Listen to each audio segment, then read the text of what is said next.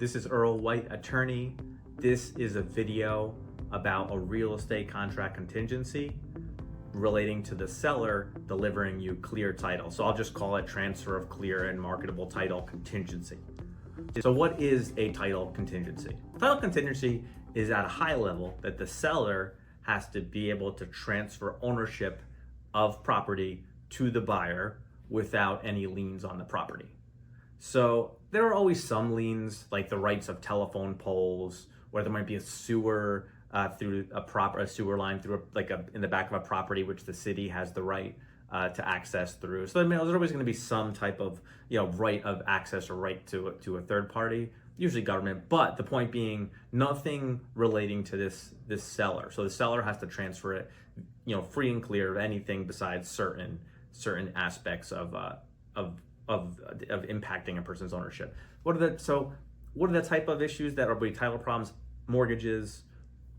So mortgages have to get cleared. Any delinquent taxes need to get cleared. You have a foreclosure might need to get cleared. You might have an estate sale needs to get cleared. You might have any open lawsuits or court judgments. So those are the kind of title problems we're talking about. The seller having to clear title.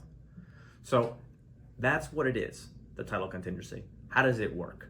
So the mechanics of the title work like this. Following the attorney review or the contract being signed, the buyer or the buyer's attorney will submit an order to a title company, and the title company will then conduct a quote-unquote title search. And when they conduct this title search at a high level, they're looking for the liens. They're trying to pull up the liens that are on the property. The title company, normally like the processor, is used normally, or the title company themselves are not the ones that are going to conduct the search. Usually there'll be an abstractor. Occasionally, some title companies have staff to do it sometimes, but for the most part, they will farm out the work to an abstracting company, and the abstracting company will then be the one that sorts through the county records to look for any open mortgages or anything recorded. So there'll be an abstractor.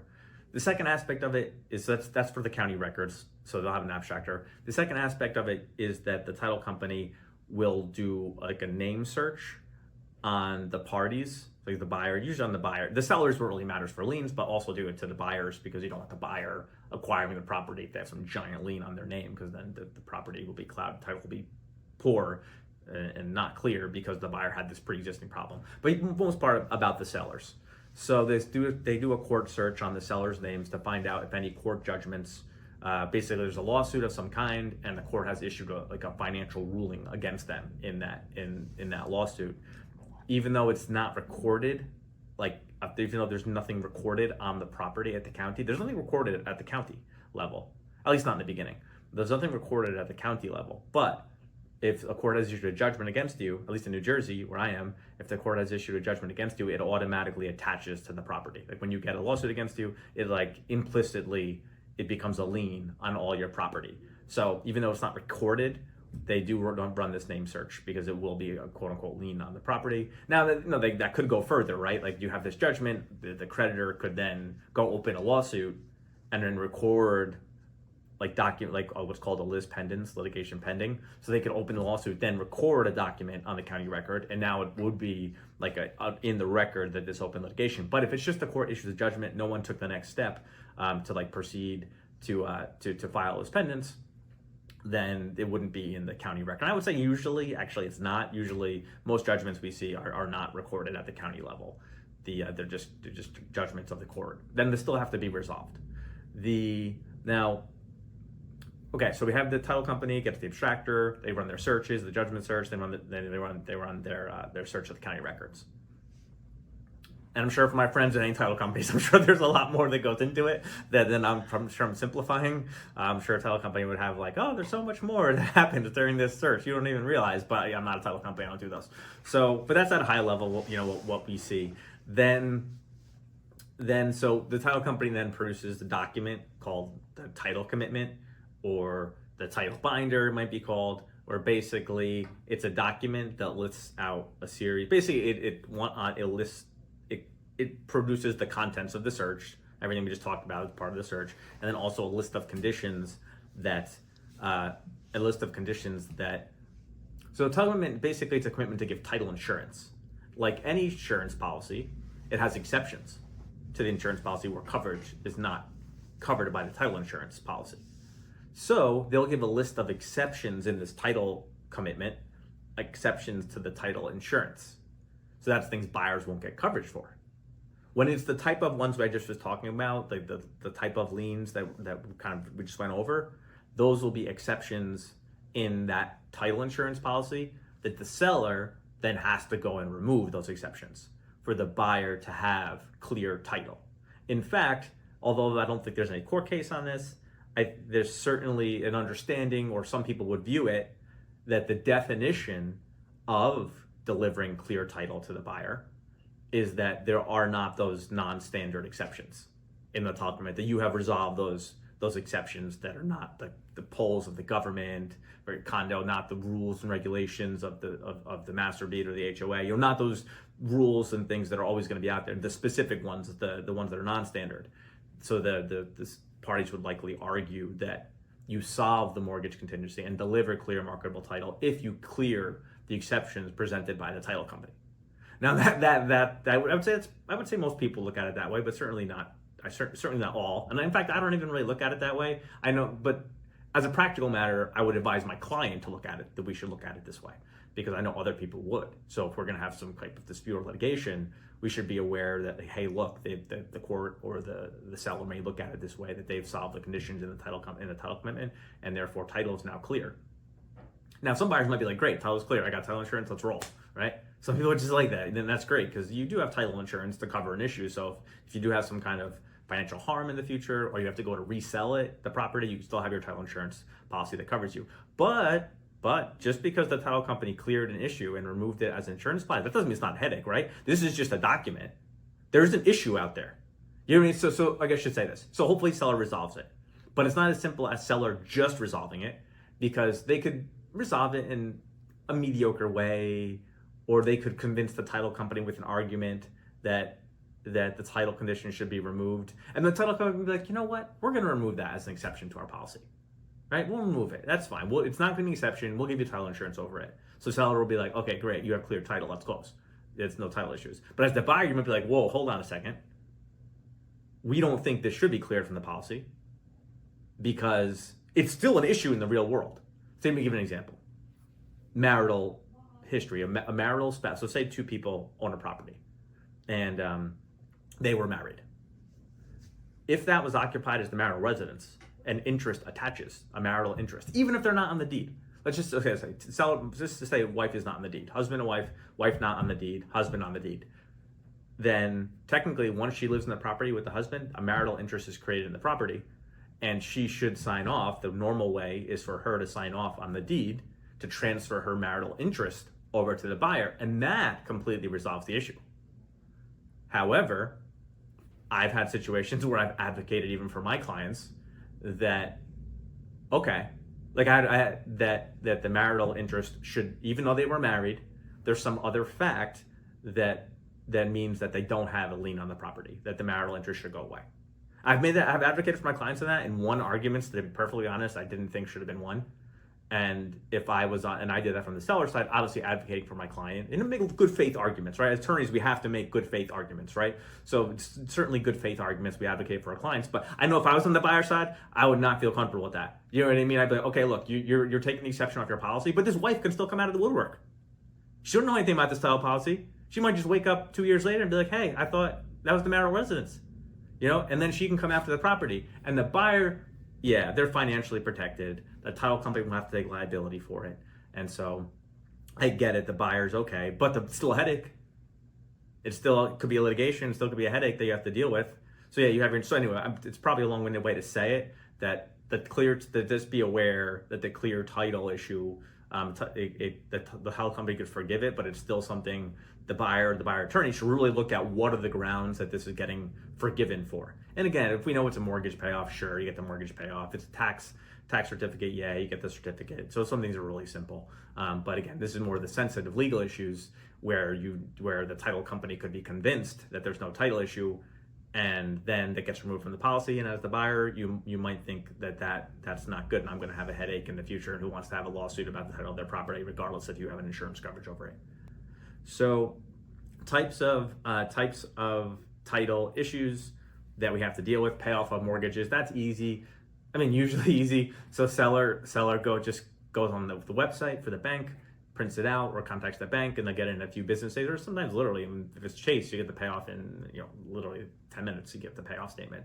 For HELOCs, home equity line of credit type mortgages, those are a little more tricky because you have to go to the bank. You have to usually sign statements to freeze your HELOC, because basically you get a payoff statement on the HELOC, and then great, it's payoff statement. Then you can do these draws off of it, right? You can still draw on it, just a payoff statement. So you should get a freeze letter from the bank saying you can no longer make a draw, and this is the payoff. So those can be a little tricky. So those mortgage payoffs, delinquent taxes.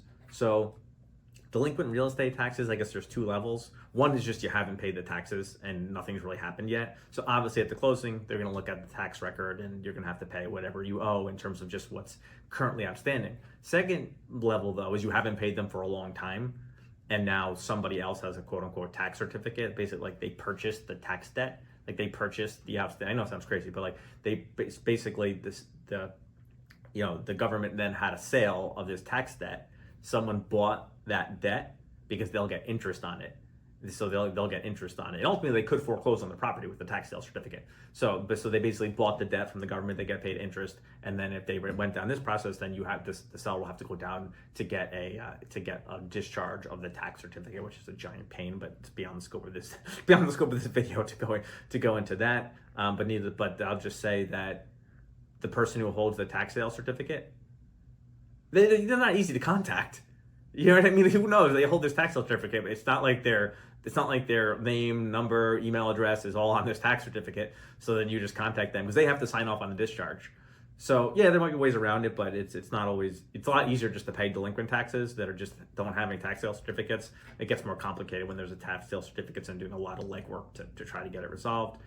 Open lawsuits like foreclosures, those have to get resolved. One thing that obviously there's an open lawsuit. I think one thing people miss about dismissing the foreclosure is it's not just printing out the mortgage payoff statement from the website. And sometimes I've been on the other side of this, and I'll tell the attorney, you have to, so there's an open litigation, right? No one really knows what's happening in this open litigation. It's in court. The law firm could be filing emergent motions. We have no idea what's happening in this open litigation. I can look at the docket and see the docket, but literally the law firm for the creditor could just be in the middle of filing emergent motions, and we have no idea. So once we have an open litigation, like an open foreclosure, we have to get the payoff statement from the attorney that is handling the foreclosure. This will give us the verification that we know the lawsuit's going to be dismissed.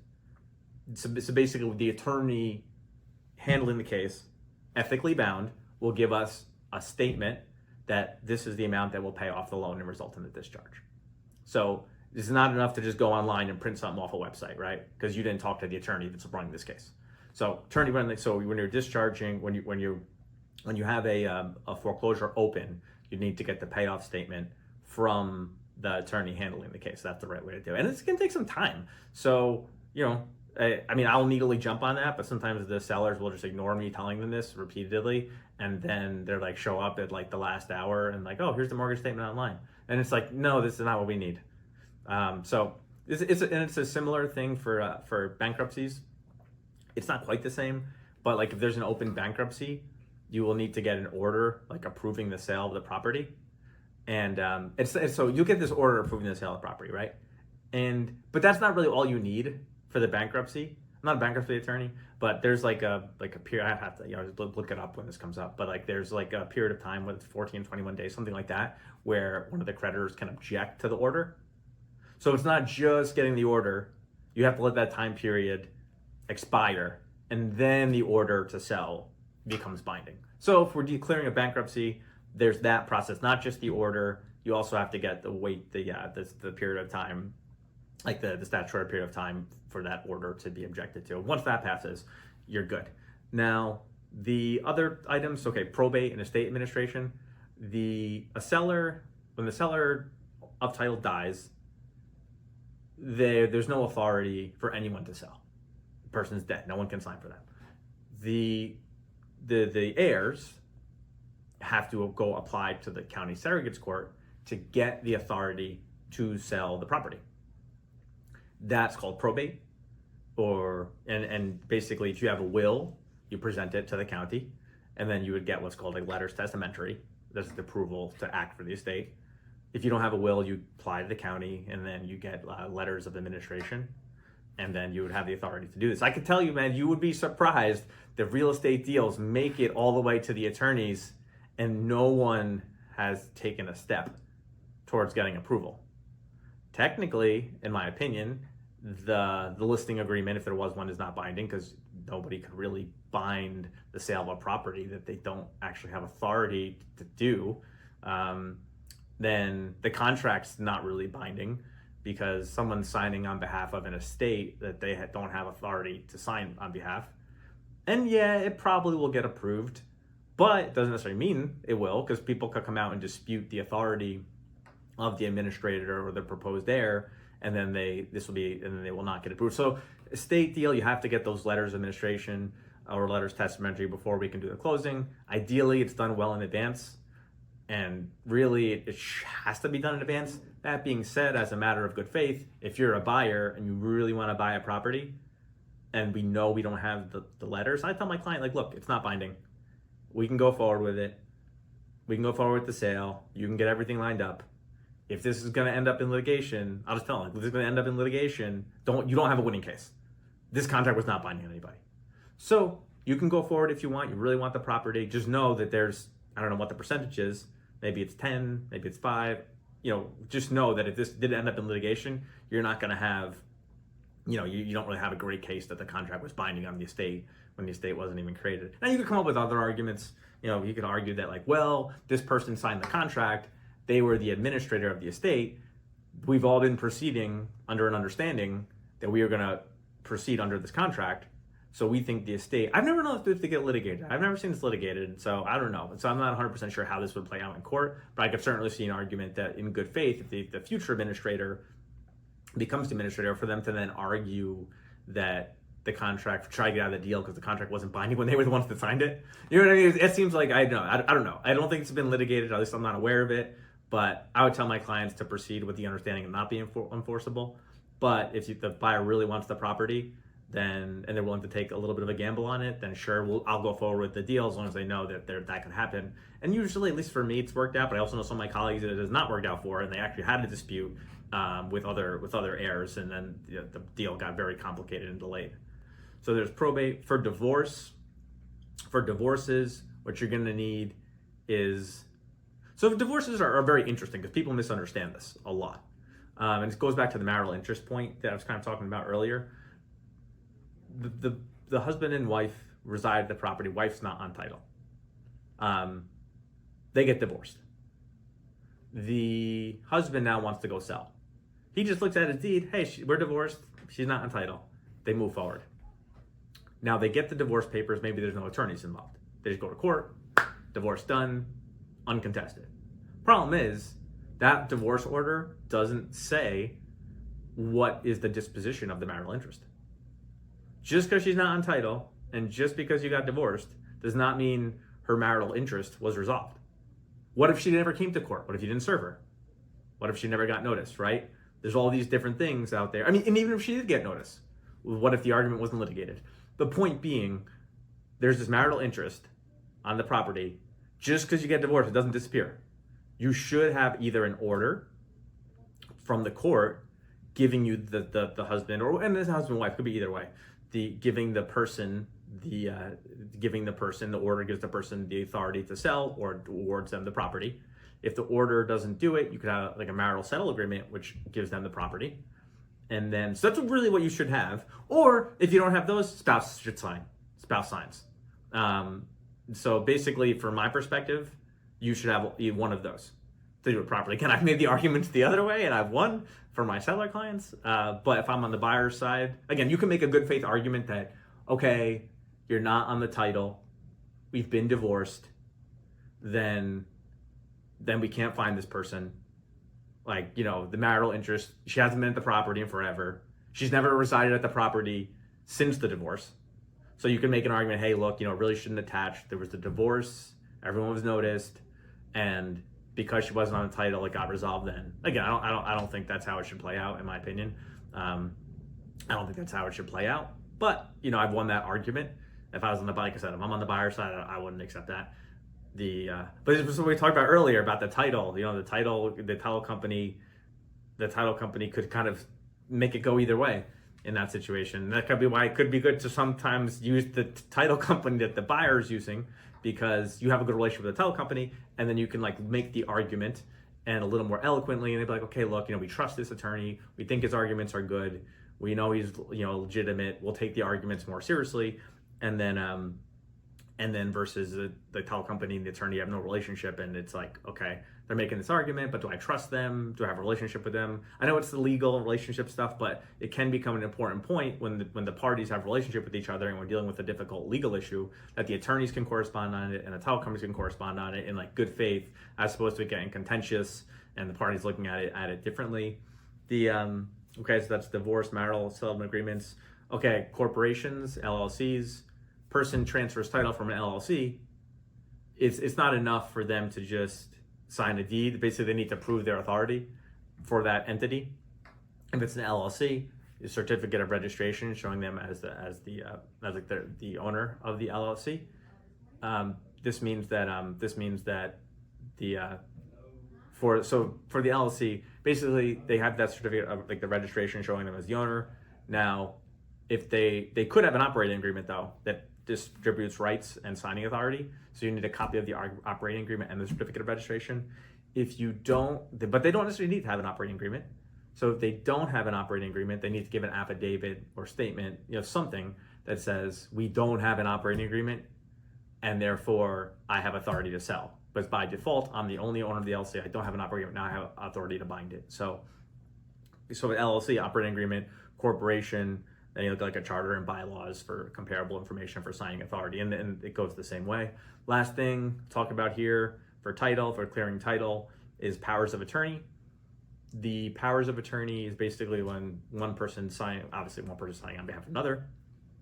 And first of all, if you're recording those documents, first you have to read the power of attorney to make sure you're authorized for that, because you see some power of attorneys that are not very well drafted, particularly if they just download a form online, which you see not all the time, maybe 50% of the time. If you're doing power of attorney, someone tried to save a buck and downloaded a form online, and it doesn't look right, it gives it a bad feel, right? They have this weird looking form, and it just doesn't give it a strong feeling. And then when you begin to dig into the form, they really don't use the proper language, such as I have the authority to sign a deed, a seller's CD, and all the documents specifically defined. I have authority to do all these things, anything to do with the conveyance of real estate. Sometimes they might just say I have authority to do everything. It's like, okay, it doesn't feel as strong to me and clear as if you had a good strong power of attorney. So you want to read the power of attorney to specifically delineate what what rights it was given. Also that it was executed properly. Usually it has to be notarized. It has to be notarized for it to be proper, and usually it'll be notarized, but usually it will be. But again, it's another thing to watch out for, that the form of it was good. And you also want to be careful, and I guess this is a question for title companies, I suppose, and I'd be interested to hear opinions on this. You have these self-serving powers of attorney. Okay, so my mom owns the property. I used I have a power of attorney, and I want to transfer it to myself or something like that. So when you're looking at powers of attorney title issues, you want to be careful for someone that used the power of attorney to give themselves something. It could be a completely valid power of attorney done by legal, and maybe the completely valid power of attorney done legally, but you're really taking advantage of the situation. And I know a lot of title companies wouldn't give you title insurance if in the chain of title there was a self-serving power of attorney where a person got the power of attorney, then transferred it away from the owner, and now they're going to get all the sale proceeds, right? That obviously has a bad look, and then it looks like fraud because you basically robbed this person with the power of attorney. Now you're the owner. Again, legally, the mechanics, good document, you have the signing authority, You have the owner, you get the sale proceeds, but again, it rings a fraud and seems very, very shady if you use the power of attorney to get yourself $300,000 or $500,000 that just in a couple of signing some documents, and the person is not even competent anymore, right? They might not be competent anymore, right? So there's this issues out there. So that's something to be careful of, power of attorneys, guys. Okay, so this video we're talking about the transfer of title contingency. What is it? What goes in that title search? What are typical issues that come up to get resolved, and what are some of the more tricky situations that people need to be aware of that they're dealing with when they're sorting through these title issues?